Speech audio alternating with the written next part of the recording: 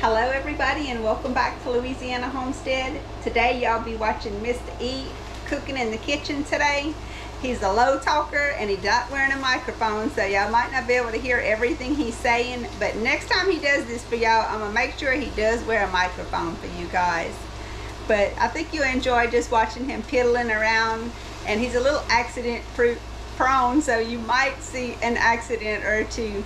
So I hope you'll stay tuned and let's get right into it. All right, here's our chicken. Mr. E is browning up.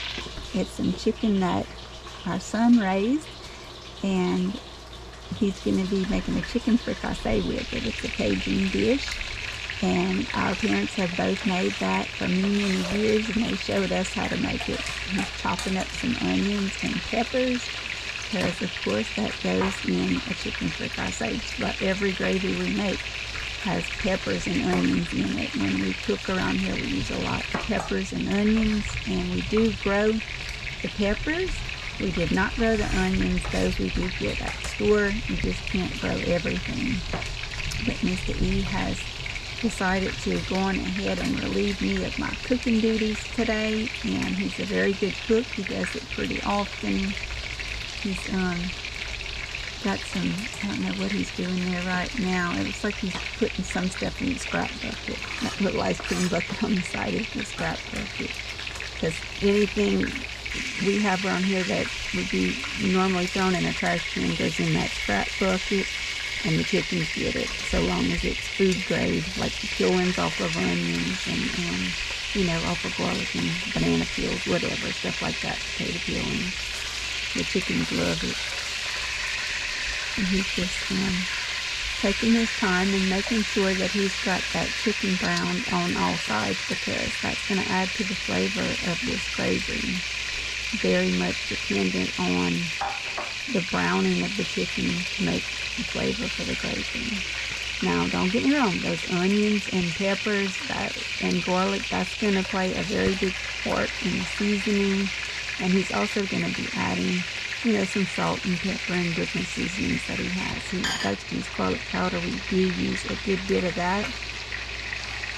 And he's just cutting up everything and getting it ready. He's even smelling it. Okay. He's something else. He's getting everything ready so that he can get it cooked the way that he wants it and the way that he likes it. And I did eat this, and it turned out so good. It was delicious. We all ate this. He cooked this on a Friday, and we ate it on a Saturday. Okay, so there's his peppers and onions and garlic, and he did cut up a good bit of it. There's his chicken. He's going to have to brown it in several batches, because basically what you do is cover the bottom of the skillet, and you turn it as it browns. So you don't want a big old pot of meat. You're not going to be able to brown it correctly like that. This is going to work a whole lot more effectively with just one layer at a time and turning it. It does take a little more time, but we find it's worth the effort.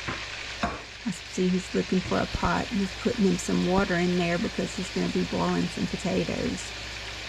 He makes mashed potatoes. I can make mashed potatoes, but mainly he's the potato cooker around here. It took that long because they did it twice, but I changed the battery.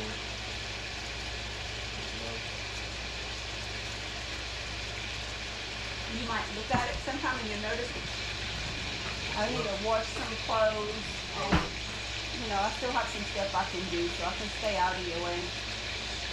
I love this rice cooker. You put salt in it? Yeah. eBay, he's burned himself. I've seen that. He touched that pot without a pot holder. Okay, so his browning's going well. He's on the way with that. But like I was saying, that little rice cooker, I got it on eBay, and I'm so happy with it. I just love it, love it, love it. It's probably from the 80s maybe, but it was in brand new condition when I found it. Red, my favorite color.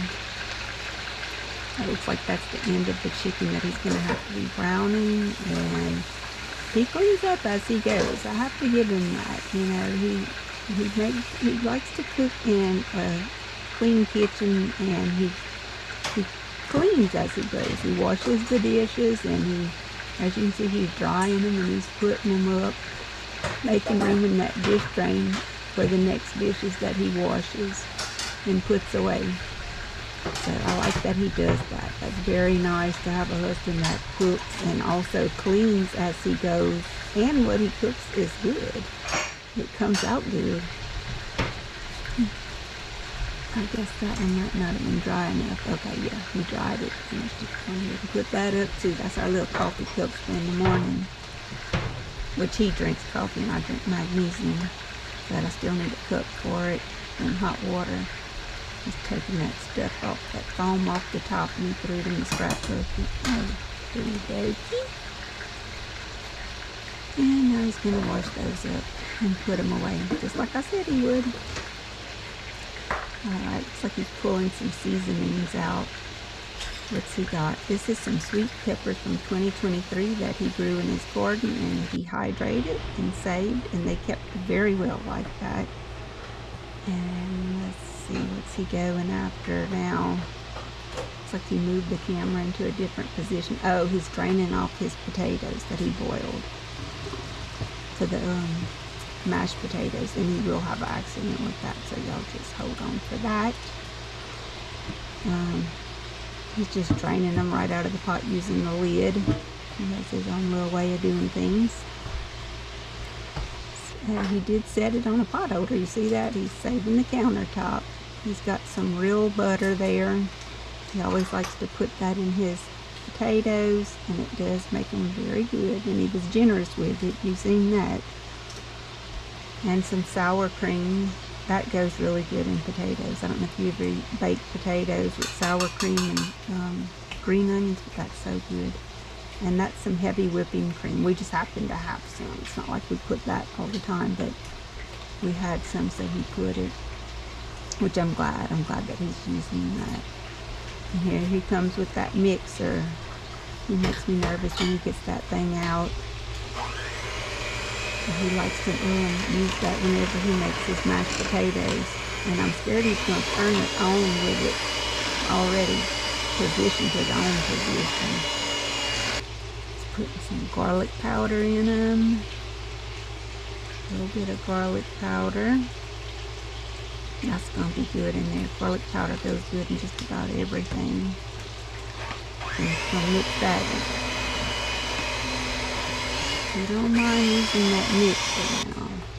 So adding a little salt. It must not have been quite salty enough because he did boil them and put salt in them. Y'all seen that? And look, that there he goes. You seen that? It turned on and the rag got caught in it.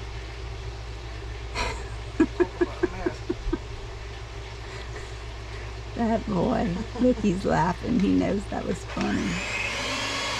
Alright, so now he's going to take that out of there without unplugging it. See, y'all seen that? Okay. At least he didn't get hurt. He said the mixer turned off when that rag got caught in it. Thank goodness. Good thing you don't have long hair. And he's just putting some little parsley flakes to make it pretty. That's his little garnish. And it does make it very pretty, actually. Look at that. He did a good job on them, and they're delicious too. And look how good that chicken's browning. You know that's going to be good. That adds so much flavor when you brown your meat. He's putting some of that Zatarain's red pepper that's made here in Louisiana, and to me that's the best red pepper they got. And a little salt on his chicken. What else he's going to put? Let's see. Oh, he's going to put some of those dehydrated peppers that he made what was it, a couple years ago. They keep a long time. He put some kind of little packaging in it that keeps it dry from moisture molding it or anything, and it works good. That's some Zydeco chop. That's made in Louisiana too, and that's some good stuff. And I know you can buy it on Amazon, so if you want some, you can go get you some there, I'm sure. We just buy it local. And he's going to add his water in there. Because you have to have water to make the gravy. And you got all that good flavoring in there. And he's got a lot of chicken in that little pot over there. It's a good tip because that was a big chicken. Those chickens that my son raises, they are some huge chickens, and they grow fast. It's the white Cornish cross. It makes a lot of chicken, and they grow fast, extremely fast. They take a lot of feed to feed out, but they grow fast and they get really big. And they're tender, you know. It's not a... Some of your yard chickens are tougher because they might have a little age on them, and that makes them tougher to cook. He's always drinking eat with his glass of water. He got that by him all the time. He drinks a lot of water. Okay, so that's his onions going, and then he's going to start browning those. It looks like he reserved a little bit for later. He likes to do that. So he's going to give us a look.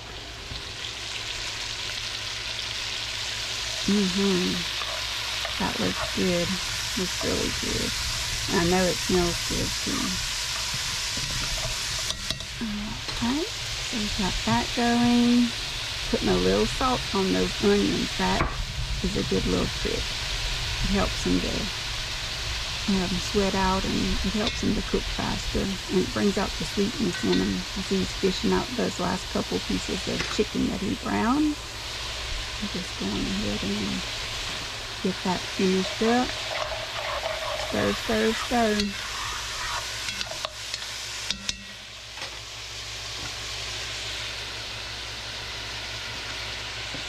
Alright, here comes the peppers that he cut up, and he reserved a little bit of those too. He's adding to a little bit of onions that he reserved.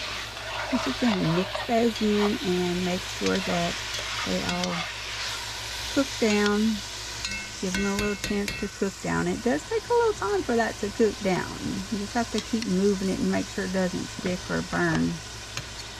And look all the chicken in that pot. That's a decent sized pot there, and he's got it full. The only thing I don't like about that is you're not going to stir it very good, but he's going to handle that. He's going to move it. With that, you cook once more, then you're done. It's okay, I thought. KK told me that makes your stuff come out tasting better.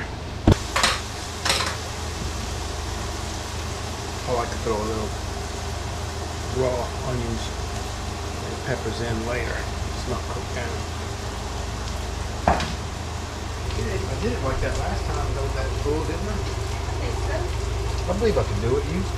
Yeah. You might could just, you know, if it like needs to be cooked longer, you might cook it all in that bigger pot, and then after it's all done, you know, you might just pour it in that one and transfer it back. Jada knows she could bring the baby, and I let Sandy know that I would buy some of her fingernails that she wanted.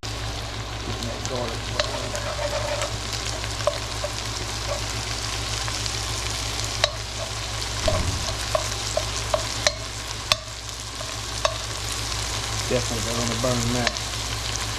It won't taste right. It is long. And that's the okra that I'm going to cook later. We picked that out of the garden too, and he's got it cut up for me and ready to go. So, he's a good husband. He's got it. He tries to help me out here at the house and get some things ready. Back to the water. You see, he's steady drinking that water. Smell like a Cajun say in here. Sauce bon.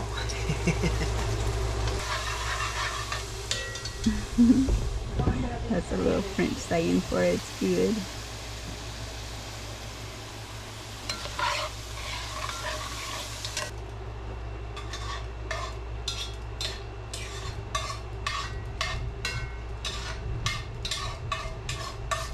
He's getting all his little onions and stuff out of there that he browned and putting those into that other pot, mixing it together.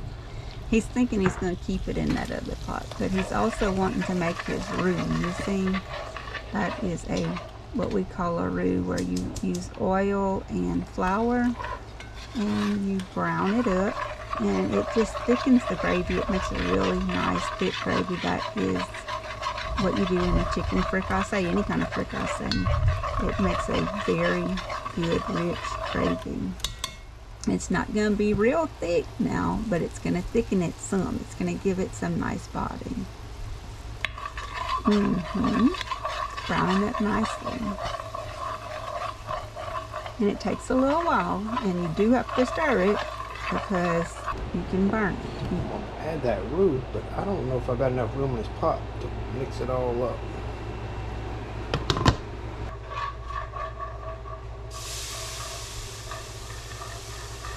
Okay, so he's adding his water into his roux, and boy, a lot of steam come up out of there because it's hot in that pot, guarantee you. And stirring it just to mix it because you know how flour does.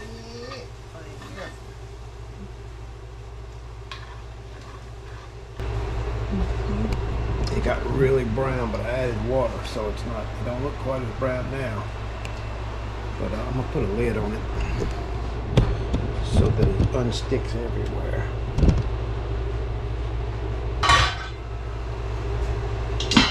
Make my decision here. I made the decision to put the chicken in the black pot, so I better stir around and put some more water with my roux. I don't have that on yet. I'm gonna transfer all that. But it's starting to get silky and creamy somewhat. And he decided to go on ahead and add all that chicken into that big pot. It's just a better choice for that much meat, to have a bigger pot. That way you can kind of stir it a little bit. Oh yeah, just pouring it on in there.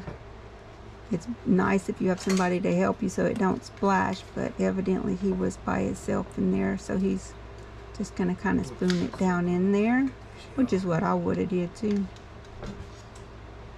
See, you don't have to cook much more. Let that roux cook in. This chicken's gonna cook up pretty good. But that is a lot of meat. Those chickens really furnish a lot of meat.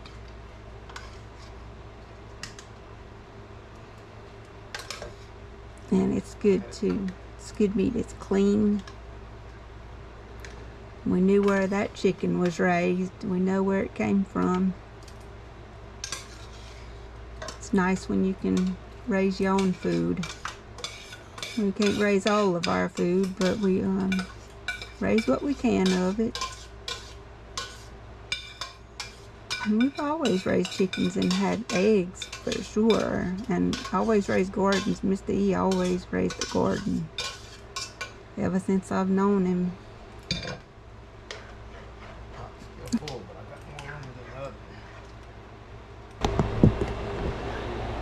Alright, y'all, this ought to be pretty good.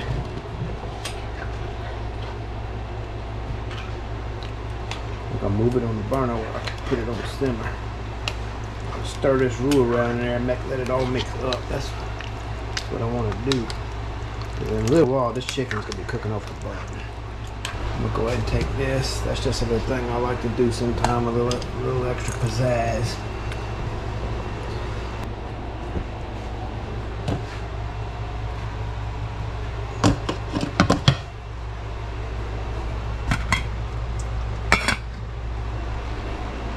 KK's gonna cook that okra. And I think we found some corn on the cob. I don't know if it's field corn or sweet corn, but we probably have corn with that some kind of way. Yeah, it's gonna be good.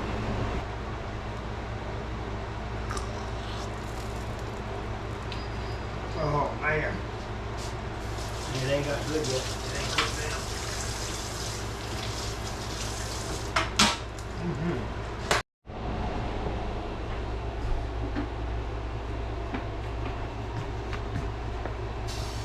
Cinnamon. This KK's about to cook an okra. It's showing some cord time, but I believe you got plenty, huh? Or you want this? Oh, you don't have to cook that long. Okay. But she's gonna cook that okra. I'm gonna cook my okra and I'll see y'all later. And I did do a little can of corn because we got Josephine coming and maybe Jada, and Josephine loves the corn. We'll do the corn on the cob for tomorrow's lunch. You gotta talk louder than that, they'll never hear With It that don't air matter. You can do a conditioner on. voiceover. It don't matter. Yeah. I ain't worried about it. Turn that off for now. Well, you guys, everything Mr. E cooked today in the kitchen turned out really good. I hope you enjoyed spending a little time with him. And until the next one, I'll see you guys later. Bye now.